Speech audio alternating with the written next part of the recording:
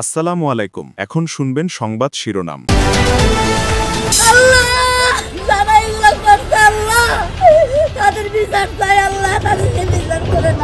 ব্রাহ্মণবাড়িয়ার কান্দিপাড়ায় গোলাগুলি ও হত্যার ঘটনায় এখনো ধরা পড়েনি কেউ। ময়মনসিংহে কুপিয়ে বন্ধুকে খুনের ঘটনার মোটিভ বের করতে পারেনি পুলিশ। সমাজ বিজ্ঞানের শিক্ষক পড়ান উদ্ভিদ বিজ্ঞান, ইংরেজি শিক্ষক রসায়ন। যশোরের মাহিদিয়া মাদ্রাসা যেন আয়নাবাজির কারখানা। অধ্যক্ষ ফারুকের তেলিসমাতি। আমার ফিজিক্সে দেওয়া হয়েছে, কিন্তু আমি সোশ্যাল সায়েন্স থেকে সমাজকর্ম মানে অনার্স মাস্টার্স কমপ্লিট করে বেরিয়েছিলাম। আচ্ছা, আপনি সার্টিফিকেট জালিয়াতি করেছেন? ইউরোপের স্বপ্ন দেখিয়ে লিবিয়ায় নিয়ে মাদারীপুরের 3 যুবককে নির্যাতন। মুক্তিপণ দিলেও মাসখানেক ধরে মিলছে না সন্ধান। পলাতক দালাল চক্রের সদস্যরা লিবিয়া নিয়ে 10 লক্ষ টাকা নিছে। 10 লক্ষ টাকা নেওয়ার পর কইছে পার হয়ে গেলে 7 লাখ টাকা নিব। ছেলেপানে কানতে স্যার বলতে আছে আমাকে কোনো টাকা মারলো কাটলো আর আমরা দিতে পারবো না। টাঙ্গাইলে বেহাল 2 সড়কে যাত্রীদের চরম ভোগান্তি, ঝুঁকিপূর্ণ চলাচলে ঘটছে দুর্ঘটনা। দীর্ঘদিনেও সংস্কার না করায় ক্ষুব্ধ ভুক্তভোগীরা। আসসালামু আলাইকুম। এতক্ষণ শুনছিলেন সংবাদ শিরোনাম, এখন শুনবেন বিস্তারিত। ব্রাহ্মণবাড়িয়া শহরে কান্দিপাড়া এলাকায় একজনকে হত্যা ও 3 গুলিবিদ্ধের ঘটনায় এখনো কোনো মামলা হয়নি, কাউকে আটকও করতে পারেনি পুলিশ। বৃহস্পতিবার সন্ধ্যায় প্রতিপক্ষের এলোপাতাড়ি গুলিতে 3 জন আহত হওয়ার পর মধ্যরাতে সাদ্দাম নামে এক যুবককে গুলি করে হত্যা করা হয়। পরিবারের অভিযোগ, বাড়ি থেকে ডেকে নিয়ে সাদ্দামকে হত্যা করেছে জেলা স্বেচ্ছাসেবক দলের আহ্বায়ক দেলোয়ার হোসেন দিলীপ ও তার সহযোগীরা। তবে অভিযোগ অস্বীকার করেছেন দিলীপ। পরিবারের একমাত্র উপার্জনক্ষম সদস্য ছিলেন সাদ্দাম হোসেন। তার মৃত্যুতে দিশেহারা হয়ে পড়েছে পুরো পরিবার।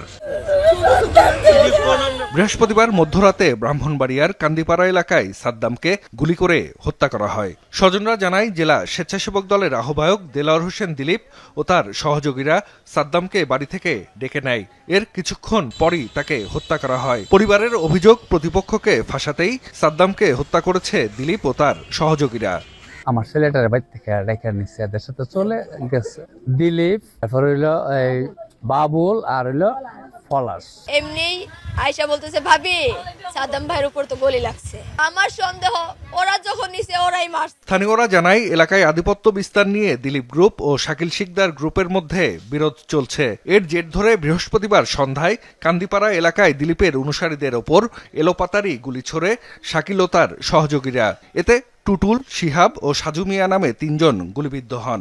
স্বেচ্ছাসেবক দল নেতা দিলীপের দাবি, শাকিল গ্রুপ মধ্যরাতে ফের হামলা করলে তাদের গুলিতেই প্রাণ হারান সাদ্দাম। দর কয়েছে দমদাম গুলি, 2 গুলি শব্দ দৌড় দিছি। আমাদের পেছনে থাকা আমার এক খুব কাছে ছোট ভাই সাদ্দাম হোসেন, সে পড়ে গেছে। আমি তাকে বাসা থেকে ডেকে আনি নাই, সে সবসময় আমার সঙ্গে থাকে। এরা বিভিন্নভাবে ফুসলাচ্ছে যে আপনার ছেলেকে তো আমরা মারি নাই, বা এই মুখটা মারেন, এই মুখে মারে নাই, আপনার ছেলে এদের সঙ্গে গেছে। এরা বলতে পারবে হ্যাঁ হেরাই মনে মারছে। তাইলে হত্যাকারীদের শনাক্ত করে আইনের আওতায় আনার চেষ্টা চলছে বলে জানিয়েছে পুলিশ। পড়েছেন সমাজ বিজ্ঞানে, হয়েছেন উদ্ভিদ বিজ্ঞানের শিক্ষক। সমাজকর্মে পড়ে পদার্থবিদ্যা আর ইংরেজিতে পড়ে রসায়ন পড়ান তারা। যশোরের একটি শিক্ষা প্রতিষ্ঠান সম্ভব করেছে এই অসম্ভবকে। এই প্রতিষ্ঠানের অধ্যক্ষ যেন জালিয়াতির কারখানা, আর দেখেও যেন অন্ধ মাদ্রাসা শিক্ষা অধিদপ্তরের কর্মকর্তারা। কল্পনাকেও হার মানানো এক ঘটনার খোঁজে যশোর সদরের রুদ্রপুর মাহিদিয়া এলাকা। এখানকার মাহিদিয়া সম্মেলনী আলিম মাদ্রাসা যেন এক রূপকথার রাজ্য, যেখানে শিক্ষক নিজে যে ডিগ্রি নেন না কেন পড়াতে পারেন পদার্থবিজ্ঞান, উদ্ভিদ বিজ্ঞান, রসায়ন সহ নানা বিষয়। যমুনার অনুসন্ধানে বেরিয়ে আসে সমাজকর্মের ছাত্র মাসুম পারভেজ হয়েছেন পদার্থবিজ্ঞানের শিক্ষক। কিভাবে? আমার ফিজিক্সে দেওয়া হয়েছে, কিন্তু আমি সোশ্যাল সায়েন্স থেকে সমাজকর্ম মানে অনার্স মাস্টার্স কমপ্লিট করে বেরিয়েছিলাম আর কি। পরে অনেক কিছু শুনলাম যে স্যার এ ব্যাপারে আমরা আছি না, সমস্যা নেই, তুমি ক্লাস নিতে থাকো, পরবর্তীতে তোমার পদবি সংশোধন করে দেওয়া হবে। সমাজ বিজ্ঞানের ডিগ্রিধারী কাইয়ুম 3 বছর পড়িয়েছেন উদ্ভিদ বিজ্ঞান। আমি আর্টসের টিচার হিসেবে আমি মাধ্যমিক শাখায় জমা দিয়েছিলাম, কিন্তু উনি কলেজ শাখায় টিচার করে দিয়ে তাও সায়েন্সের দিয়ে দিল। 4 লাখ টাকা নিল। যখন বিল হবে তখন বললে টাকা দাও, দেবো। পরে আবার 4 লাখ টাকা নিল। সব মিলে কত দিলেন? 8 লাখ টাকা। রসায়নের ছাত্র মুস্তাক নামের এই ব্যক্তির কাগজপত্র জালিয়াতি করে শিক্ষকতা করছেন আর একজন। যখন আমি অ্যাপ্লাই করছিলাম তখন এই প্রতিষ্ঠানে তো অ্যাপ্লাই করছিলাম কিনা আমার একটু দেখতে হবে। কিন্তু এখন পর্যন্ত আপনি ওখানেই চাকরি করেন, কাগজপত্র তাই বলছে, এমপিও ভুক্ত করা, আপনি বেতনও পান, ওখানেই মোস্তাক আহমেদ চাকরি করে। আপনি তাহলে মানে মূল মুস্তাক কে? আপনি মুস্তাক না তাহলে? আমি মুস্তাক, আমার নাম মুস্তাক। যিনি রসায়ন পড়াচ্ছেন তিনি ইংরেজির শিক্ষার্থী। আমাকে বললো যে স্যার ফোন দিয়ে বললো যে আপনি কারোর সাথে কোনো বক্তব্য দিয়েন না। এই ফারুক সাহেব বললো যে কোনো কথা আপনি বলেন না। এমন সার্টিফিকেট আয়নাবাজির জন্য সবার মুখেই এক নাম, মাহিদিয়া আলিম মাদ্রাসার অধ্যক্ষ ফারুক হোসেন। অবৈধ পথে স্বপ্নের দেশ ইতালি যেতে বাড়ি ছেড়েছিলেন মাদারীপুরের 3 যুবক, কিন্তু লিবিয়া পৌঁছানোর পর দালাল চক্রের টালবাহানায় স্বপ্ন হয়নি সত্য। উল্টো নির্যাতনের ভিডিও স্বজনদের পাঠিয়ে মুক্তিপণের টাকা হাতিয়ে নেয় চক্রটি। এরপর 1 মাস ধরে নিখোঁজ ভুক্তভোগীরা। এ ঘটনায় মামলা হলে দালাল চক্রের 2 সহযোগীকে গ্রেফতার করে পুলিশ। চক্রের বাকি সদস্যদের গ্রেফতারের পাশাপাশি পরিবারের সদস্যদের সন্ধান চান স্বজনরা। ইতালি যাওয়ার স্বপ্ন নিয়ে লিবিয়ায় পা রেখেছিলেন মাদারীপুরের 3 যুবক। পরবর্তীতে সেখানে তাদের আটকে এমন নির্মম নির্যাতনের ভিডিও স্বজনদের কাছে পাঠিয়ে দফায় দফায় মুক্তিপণ আদায় করে সন্ত্রাসীরা। গত বছরের 5 অক্টোবর লিবিয়া হয়ে ইতালি যাওয়ার উদ্দেশ্যে বাড়ি ছাড়েন শিবচর উপজেলার চরশেখরপুর গ্রামের কলেজ ছাত্র আলমাস খান, সবুজ তপাদার ও সজীব ফরাজি। সরাসরি গন্তব্যে পৌঁছে দেওয়ার শর্তে প্রতিবেশী দালাল নুরে আলম ও সেলিম হাওলাদারের সাথে জনপ্রতি 17 লাখ টাকা করে দেওয়ার সমঝোতা হয়। তবে লিবিয়া পৌঁছানোর পর থেকে তাদের ইতালি পাঠাতে বিভিন্ন টালবাহানা শুরু করে দালাল চক্রটি।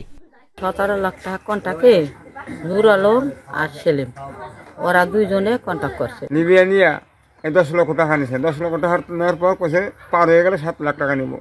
এরকম করে নিয়ে দাফে টাকা নিয়ে 21 লাখ টাকা পর্যন্ত নিয়ে বলতেন নি আমার ছেলে পার করা না। ছেলে ফোনে কানতে স্যার বলতেছে আমাকে কোনো টাকা মারলো কাটলো আর আমরা দিতে পারবো না। বেহাল টাঙ্গাইলের গুরুত্বপূর্ণ 2টি সড়ক, দুর্ভোগে স্থানীয়রা, ঝুঁকিপূর্ণ চলাচলে ঘটছে দুর্ঘটনাও। সড়কের অবস্থা খারাপ হওয়ায় নষ্ট হচ্ছে যানবাহনও। সমস্যা নিরসনে কর্তৃপক্ষের উদ্যোগ নেই বলে অভিযোগ করেছেন স্থানীয়রা। তবে সড়ক সংস্কারের উদ্যোগ নেওয়া হয়েছে জানালেন এলজিআরডির কর্মকর্তা। সন্তোষ বাজার থেকে তোরাবগঞ্জ বাজার এবং বরুহা বাজার থেকে গোল চত্বর, টাঙ্গাইল সদরের ব্যস্ত 2 সড়ক এখন পুরোটা খানাখন্দে ভরা। জায়গায় জায়গায় উঠে গেছে পিচ। বেহাল সড়ক দিয়ে হুগরা, কাতুলি, কাকুয়া সহ কয়েক ইউনিয়ন ও সিরাজগঞ্জের চৌহালি উপজেলার হাজারো মানুষের চলাচল। মাঝে মাঝে ঘটছে দুর্ঘটনা। যাত্রী ও পণ্যবাহী গাড়ি, বিশেষ করে অ্যাম্বুলেন্স চলাচলে দুর্ভোগে এই এলাকার মানুষ। আঙ্গুর খুব কষ্ট হয়, কষ্ট মানুষ সারা দেখছি আমি আর গাড়িতে জায়গা চাইছি নাবদার দেবো উঠে আবার নামে এই বাঙ্গা চূড়ার মধ্যে বালু ময়লা অনেক, তাছাড়া অনেক গাড়ি চলে রোডে। পশ্চিম টাঙ্গাইল মধ্যে সবচেয়ে রোডে গাড়ি চলে বেশি। মহিলারা আছে, অসুস্থ মানুষ আছে, তারা চলতে পারে না, অনেক কষ্ট।